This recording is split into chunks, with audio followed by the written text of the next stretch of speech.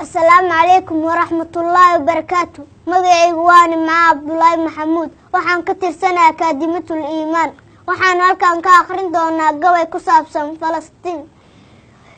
iyo magaalada Qudus dhibaatada ka dhacayso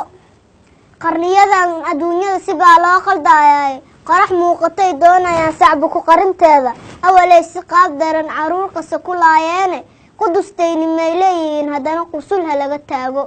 qarniyadii saxaabadii yuhuud qaqamay qabine qaybar bay xasuustaan sidii qoomka loo galay Khalid bin Walid baa qurtood qaqa siin jiray qisadoodu waa caan nimanka Qudus dhacayaane waa qoom rusushii dhibay dhamaan qarniyadii hore qalad bay ku laayeen nabiyo qaadir soo diray quraanka loo xisay inay qaladka u dhasheen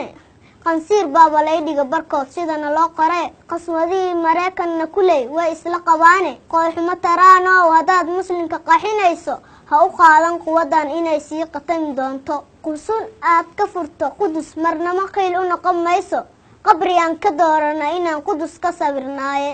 qibladayna hore waa halkii nabiga laga qaaday muslimow iskacma qabso kufaar way isu qaashadeen qowmiyad u kala go'a ka taga kulay waad ku qaldamteen qaadir baa quwad idin siine Qudus iyo Aqsa waa dhul aan marnaba quureenin Falastiin qaas uma laho muslimna ma qaybsamee Qudus aan u heelino haduu qalbi saxnu yaalo